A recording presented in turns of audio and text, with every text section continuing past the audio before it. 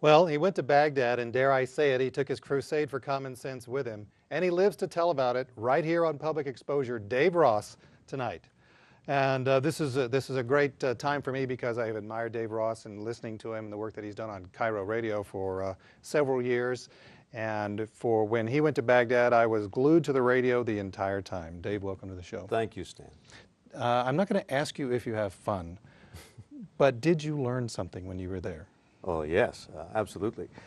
You get an impression of a place by watching and listening to news accounts, but in the case of Baghdad, I don't think you really appreciate the tension in that city unless you're actually there. In many of the places that I've been during a time of crisis, be it a revolution or something else, you can find pockets of the city where life is normal. You can walk the streets, go to restaurants, meet people, do interviews. In Baghdad, and especially in that week I was there, we had timed it to coincide with the April 9th anniversary of the statue coming down. Things progressively got more and more tense during that week until by the end of the week we were on lockdown. But the first thing I remember was we got there on a Sunday, and I noticed right away I was hearing kabooms in the background, you know, and gunfire on a fairly regular basis. You know, every few hours you'd hear some major booms. And nobody, we were housed at the CBS Bureau. They'd taken over a floor of one of the hotels there. Now, did you land there at the Saddam's airport? Yeah, it's not called Saddam's airport. It's called International Airport, with the Saddam very carefully removed. But you'd hear these explosions, and none of the staff would bat an eye. And you know, to me, every explosion would be big news. But they said, no, that's just the green zone. I said, the green zone? Yeah, they mortar the green zone all the time. And that's something that had never been reported back home, that on a regular basis, mortars and RPGs would hit the green zone, which of course is the headquarters of the... RPGs? Rocket-propelled grenades. Little mill speak there for you, Stan. Do I have to salute now? Yeah, not me. So right away you realize that something wasn't right here. We had gone there to plant democracy. We're doing this, at least the latest reason is that it's an altruistic attempt to help the Iraqi people. And yet we're pretty much confined to the green zone except for military patrol. I'm talking about the Americans now. Yeah, but now green is a happy color. I know, green, happy. Green, lowest level of alert on the scale here in America, but green zone was bullseye over there. I mean, that was, it's a huge area really, which encompasses many of Saddam's palaces, and a pretty fair chunk of expressway, and the Tomb of the Unknown, and the parade grounds. But it also provides a very large target. And so the people who don't want us there just lob mortars in. There's really no defense against mortars except to not be there when it hits. And it's no longer news. The week I was there, we were sitting in the office. I know CNN was interrupting for an exclusive because something had happened in Baghdad. And I figured, well, this would be interesting since here I am in Baghdad. Let's see what's happening here. And they said, explosion at Sheraton Hotel.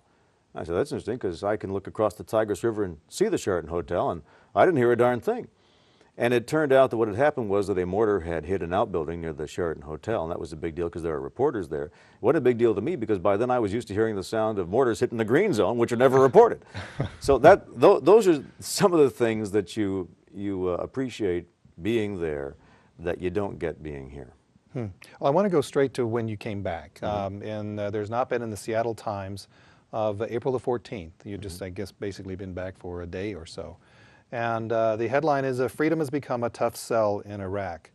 And if we really believe, this is your words, if we really believe that our mission is to help the good people of Iraq, then it's time to determine whether they really want that help. I suppose that threatening to leave might empower the young militants, but what else is going to jolt the grown-ups? The reason I came to that conclusion was that I was talking to one of our translators in the office who was very sympathetic to us. And he knew one of the members of this Métis army, which is causing all the trouble there. And he actually talked the guy out of it. He sat him down, gave him a talking to, and by the end, the guy was apparently ready to drop out of the Army.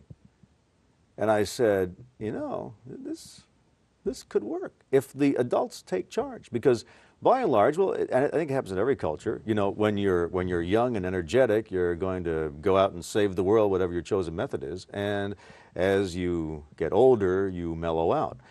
And what you have is apparently an older, mellower middle class, which is not riding herd on the young Turks. And so I was just looking for some way to express that you gotta flush them out at some point. You can't continue this way. This will be never ending. You will always be able to find more people willing to lob mortars or fire grenades at tanks unless somebody persuades them that America is not here to take their country from them, that we are indeed there to plant democracy and a better system. Now, that hasn't been helped, I'm afraid, by some of the pictures that have come from Abu Ghraib. Yeah, but that's the kind of process great. that sooner or later would have to go on for this to be a success. Then you have, of course, the nuke 'em till they glow school, which says, you know, if this is the way they're going to play the game, well, we can play it tougher, just as we did during World War II. Let's level the place, and that'll teach them a lesson. Well, then, like in an editorial that you read today from the New York Times, we lose our moral authority if we decide to get that low. Well, let's go to the day that you arrived then, and let's go to your diary. And you're right, the security level is amber. Hostilities are imminent, body armor and medical kits must be worn. This was what you saw when you got there. Yeah, that was posted in our security office. We had, the setup at the CBS Bureau was we had rented an entire floor of this hotel and used it for engineering rooms and editing suites for the TV people and radio studios for us, and of course a place to sleep. And so you had the CBS staff, which I guess would be about 10. You had the security staff, which worked for Pilgrim Incorporated. They're a private security company, which I guess numbered about 10. Then you had a locally hired Iraqi staff of translators, fixers, and guards for the lobby. So we had our own glassed-in lobby on that floor with a locked door. So if anybody came in who didn't belong there, there was this one Jesse Ventura type, you know, who I guess would pick him up and toss him out the window or something. Sounds like a target to me, frankly, though. So that was our situation. We're all living together. Now, the security people are always keeping track of incidents around the city, either mortar strikes or small arms fire. They would get these reports from the CPA via email, and they would post these in color codes on a map of the city and tell us where we could and could not go. Towards the end of the week, we were just on complete lockdown. No one leaves the hotel for any reason, because that was the point where they were starting to kidnap people. Yeah, this is a year later, though. What do you mean it's a year later? This is a year after we won the war. Well, tell me about it. Yeah, it was a year later. That's the problem. It's gotten worse, not better. That's one of the things that kind of disturbed me. I didn't expect Jeffersonian democracy to blossom within a year. But you know, in the radio business, we have something called trends. You know, rating trends. Which way is it headed? And I would have thought there had been some improvement by then. But in Baghdad, to look at the city, very little reconstruction has taken place in the high-rises. There are some shopping districts where private enterprises moved in, and they're healthy-looking shops. But the high-rises that were bombed out a year ago are still bombed out today. And even worse, the places that were looted and burned a year ago are still looted and burned today. Very little construction going on. The only cranes you see there are above Saddam's Grand Mosque, and I believe construction on that has been halted. Traffic lights still don't work. Electricity's still spotty. We were on emergency power the whole time. We had our own generator for the hotel. We had water. I mean, I was able to shower. It's kind of a trickle. You had that, but did the Iraqi people throughout the city have that? Yeah, they've got water, I believe. The thing is, you got to remember, I was not allowed to travel throughout the city, as I'm able to do in most other cities. I was able to shuttle between our hotel and the Coalition Provisional Authority headquarters, basically the convention center, with a driver and an armed escort. The one time I was able to go out, I made contact with a businessman from Dallas who had started a joint venture with an Iraqi. They were selling, it's kind of an interesting story. I think I mentioned it in the blog there, but he was watching the fall of Baghdad, Chris Exline was, and he noticed the looting going on, and he said, you know, what this city needs is a furniture rental business. So he started a furniture rental business in the Mansour district with an Iraqi partner. So I said, you know, take me out to your place, let's see it. And he said, yeah, sure, we can walk the streets. So we went there with our security escort, who had his flak jacket on under his shirt. Now this was your Iraqi security. This was no, not. this was these were former British special ops guys from really? Pilgrim. So from Pilgrim. White guys? Right. Yeah. Oh yeah, yeah. Okay. Well, and it's interesting you mentioned that, because when we finally decided I want to take a walk, I was getting hotel fever. I wanted to walk around. So the Iraqi businessman says, yeah, I think it'll be okay. And Chris says, yeah, I think it'll be okay. And the security guy says, if I walk with you, I'll only draw attention. So I think I'll stay back here. And so he stayed behind, and we went and walked the streets. And we spent about 15 minutes. Every time I would stop to look at something, they would say, let's not pause, let's keep moving. And after about 15 minutes, they said, our Iraqi friend said, I think it's time to go back. We're getting strange looks from people. So, because I'm obviously... Yeah. You're not Iraqi. Kind of American looking, yeah, kind even with the beard. So, so we went back. He did take us on a quick tour, though, of what used to be the headquarters of Iraqi intelligence, which is right next to, ironically, right next to the furniture rental store. I can tell you from firsthand observation that what used to be Iraqi intelligence headquarters is now a fairly level pile of bricks. I see. There is not much left of Iraqi, and there are squatters on a few of the outbuildings that remain standing. So at least our own intelligence got the right building. They hit that one, baby. and I have to say, none of the buildings around it were touched. The Iraqi intelligence headquarters is a pile of rubble. I want to go to a picture from the day you got there. Sadr City. Am I pronouncing that right? Is yes. that Sadr? But that's actually part of Baghdad, isn't it? Yeah, there was at one point Saddam decided to move the Marsh Arabs north, and so they created this big grid housing project, and that's Sadr City. But I have not been there myself. Well, this is again from the day you got there, April the 5th.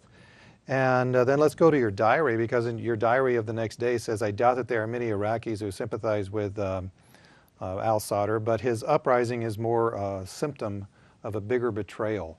What are you talking about there? There was a feeling that Saddam needed to go among moderate Iraqis. They knew he was a bad, bad leader. They knew that people were disappearing and being tortured and killed. But right after Saddam left, right after Baghdad was liberated from Saddam, the looters came out and liberated Baghdad from some of its treasures and some of its government buildings. I mean, basically stripping the furniture out, stripping the fixtures out, and setting fire to them. Our hotel, the Al Mansour Hotel, was looted, and the bottom 2 floors were burned, and you can still see the damage there. They're remodeling it bit by bit. And that's when things began to turn against us, because people, the Iraqi residents of Baghdad, anyway, I should only speak for the residents of Baghdad, because that's where I was. And there are some of the smaller towns, outlying towns, where there have been great relations between the Americans and the local people. They've set up mayors and city councils. But in Baghdad, there was a feeling that you promised us liberation, and what we got was chaos. You promised us freedom, and what we have is insecurity. And the week I was there were reasonable Iraqis who I think were inclined to like us because they were working on our staff, who said, if this is freedom, give us Saddam back. That was very disappointing to me, as you can imagine, as an American. They were saying, we were better, seriously, they were saying, we were better off, I think we were better off under Saddam. Not everybody, all right? Yeah. But there were, especially the ones who were guarding the lobby, which gave me pause. Yeah. We had more food to eat, it was more reliable under Saddam than it is now. Because look at it, look at the situation. We're afraid to walk in our own streets now. Because, it was interesting. They were afraid to walk the streets for fear of being shot by trigger-happy Americans who might think they look like terrorists, which I guess they do since they're Iraqi-looking. And we were afraid to walk the streets because we look like Americans and thought we'd be the targets of the terrorists. This is not an atmosphere in which Reconstruction is going to take place. And we saw people leaving the week we were there. And with the Nicholas Berg case, you can see why, because he was kidnapped the week we were there. Yeah. Let's go to another picture of the week you were there, Fallujah, April the 7th. And that is an area right near Baghdad as well, isn't it? About 35 miles away. And the picture looks very much like Sadr City. And I was looking for Defense Department maps because I wanted to find one that had Fallujah on it. Defense Department maps from last year don't even have Fallujah on there. Oh, that could be a problem. Yeah, I would think so. I would think Well, they so. know where it is now, I can tell you that. Yeah, but then I want to skip over to another picture from March 19th of 2 weeks before the time that you got there. It's a demonstration in Baghdad. And the common theme through all of these pictures is, what do these people do all day? I mean, from basically, do they have anything to do? You talked about the Young Turks before. Yeah. Unemployed Young Turks, Right. especially males, do bad things. Absolutely, and it's very difficult to get a job there. That's certainly one of the complaints, that that you don't have any work. Now, I don't pretend to understand the economics of Baghdad, but you have to realize that when you debathify a government where 75%, or an economy where 75% of the jobs are government jobs, you got to have something to replace that, or people have nothing to do. So jobs essentially disappeared. The reconstruction that would have provided employment for these people is not getting underway because you don't have people to supervise the projects. Those would have to be, in many cases, Westerners. Another thing that I've heard, and again, we're getting beyond my realm of expertise here. I mean, I pretty much spent a week mostly confined to a hotel in Baghdad, hoping that none of the mortars hit any closer than they did. But based on what I've read, we decided to do the reconstruction with largely American companies. And so we brought in our people, we brought in our workers, and Iraqis would complain, we do this for a lot less. We can do this work for a lot less. But for some reason, and I don't pretend to know why, maybe it was a matter of trust, they're worried about sabotage, I don't know. We decided to do a lot of these projects with all American workers in kind of a bubble, which is kind of like what the Green Zone is. Green Zone is just like sort of an American bubble. Which is a target. Which has also become a target. But I mean, the reconstruction projects in some cases have become targets of well, but if they're American, pipelines. But if they're American workers, then I can understand that, because I mean, if a force were to come into the United States and were to take us over, essentially, it would be the same thing. Right. But I mean, if they were liberating us from a Saddam Hussein, I'd still want a job. Well, or else, what am I going to do all day? Yeah, true. They have, I can say this, they have at the Convention Center an employment agency where you can come to apply for jobs with the Coalition Authority, but in every case, English is required. In almost every case, English is required. So, and how many, what percentage? I don't know, but I mean, it's good. Obviously, it's going to limit it. A lot of these guys don't speak English very well, and why should they? They're living in Iraq, for heaven's sake. In your diary, you quote some people who you talked with. One of them is a person named Hikmet Rashid, I think, if I'm pronouncing that correctly. He said, "Americans say we are guilty, but it's them who blocked our roads, so we cannot reach places where we work." Yes. I saw them with my. Is this right. male, female? That particular quote was, I believe, videotaped that was brought back by a camera crew, because, as I say, we couldn't get out. So. Yeah. A lot of the stuff that I didn't interview him. He was interviewed by a CBS reporter, or actually probably freelance Iraqi reporter on the scene, because even the reporters weren't going out that week. But I think Americans have a hard time understanding why they wouldn't like us, because our intentions are honorable. We're trying to do a noble, altruistic thing. How can they possibly object to that? Why would they be shooting at us? But in order to keep security, we have to have roadblocks. And so, from time to time, a tank will pull up and block off a lane of an expressway and start checking people. Well, you know how annoyed you get in Seattle when there's a stalled car on the road, for heaven's sake. Yes. When you have a permanent checkpoint on an expressway, it annoys people. In addition, you have to understand the Green Zone. In the Green Zone, you have what's left of Saddam's palaces, and we're set up in Saddam's old palaces, all right, for one thing, which is also, I think, a negative symbol. We've also cordoned off a lot of the major expressways that crisscross the Green Zone. So there's actually less access to that area of town now than there was in Saddam's day. The main road, the most direct route to the airport, goes through the Green Zone. But to take that road, you got to go through a pretty elaborate checkpoint and have a Department of Defense pass. So most Iraqis can't use those roads.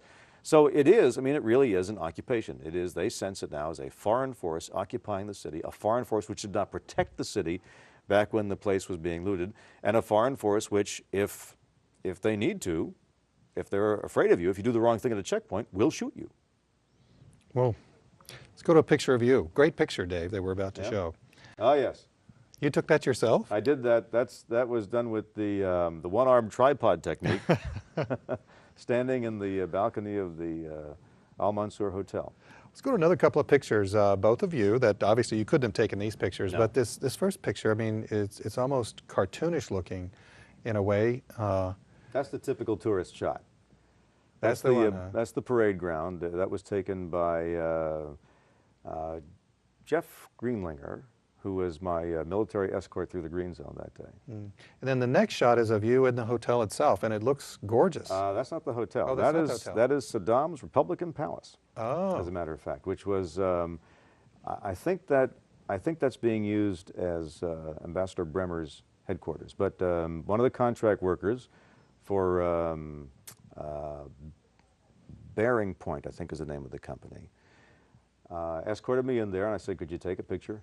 And that is it. That's one of Saddam's palaces. And that was just the reception area. We never, I mean, is this an area now where anybody can come and go as they please? Yeah. If you just out of the shot, you could see soldiers with laptops sending email home. I mean, it's a. I mean, do Iraqis come in there too? No. That is in the most protected area of the green zone. In fact, I later found out that I didn't have the right credentials with me when I was in there, and I was told, you probably better leave here or that Marine there is going to arrest you. So that's off. As a matter of fact, I was there when Ambassador Bremer left and saw his motorcade and the helicopter escort. It's very serious. I mean, this is the thing I still can't quite, I guess I can grasp it because I was there. But I mean, the contractors who arrive in the green zone for work, go to their office and then put on a flak jacket to walk around in the green zone many times because of the incoming fire. There are sandbagged machine gun emplacements throughout the green zone. I mean, it is a very heavily guarded place. This is so weird to me when I hear about contractors going to essentially what is a war zone to go and work. Yeah.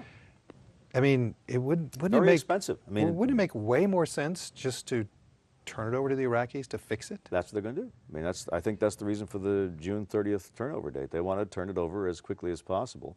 They're hoping that if this government can establish some sort of legitimacy, some sort of authority, that things will calm down. Because right now, having an American stamp on it automatically discredits a project. It's too bad. I hate to say it, but I don't know what to say because that's just the fact on the ground there.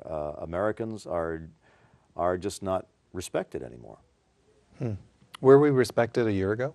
I think there was a chance. I mean, again, I heard from several people that we needed help getting rid of Saddam, and you gave us that help, and you dropped leaflets, saying that a better day was coming.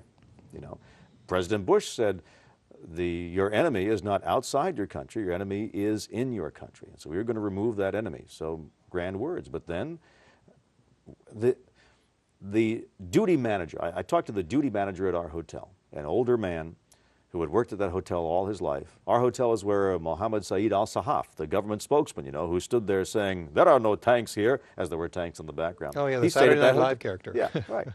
He stayed at our hotel, as a matter of fact, which is why it was bombed. He said, yes, we were happy the Americans came, but then why did you let them loot this hotel? Why was that necessary? And why would they set fire to the hotel and no one do anything about it? He felt betrayed. He had hopes were raised high. The superpower is coming. They're going to fix things. And then they stand by and let this happen. We have 3 minutes left. I got to get to two things. One of them is a statement from President Bush, and he says, we will bring democracy to Iraq and the Iraqi people. What is democracy there? Well, I mean, you got to have elections first, and there is no election process set up yet. They will try to do that. Democracy will probably be whatever the Shiite majority decides it will be. We may have to compromise on its form. It's not going to be the same as ours. It will probably have religious overtones. It is a different culture. The reason those pictures were taken, we learn now, is because, for example, there's nothing worse than nudity.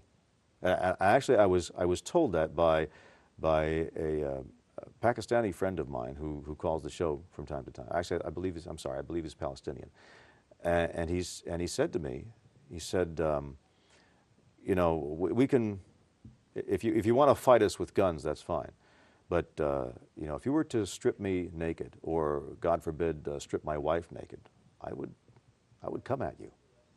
So we knew what we were doing when we took those pictures yes. in the prisons, and it probably wasn't the work of some lowly soldier. I'm beginning to think, well, in fact, the soldier, the poster girl for this whole thing, has said as much in her interview. She said, we were told to do this. I was posed, I was given this leash, I was told to do this. And I know that this wasn't while you were there, or at least that you didn't see, but it certainly does make me wonder when, I mean, why were dogs there? Why were dog collars there? Why were the things there? I mean, how did they know to even do this stuff? It couldn't have been a lowly soldier. Right. No, I wouldn't think.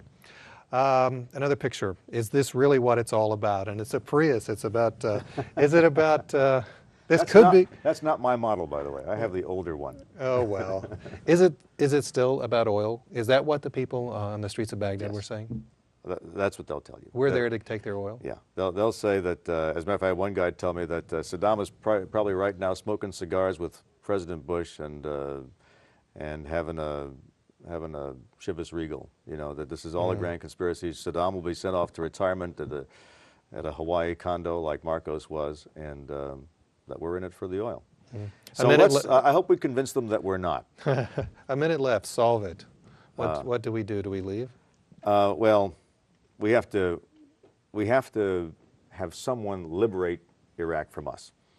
I don't like the idea of quote, cutting and running. I mean, we initiated this war, and we owe it to the Iraqis to substitute something.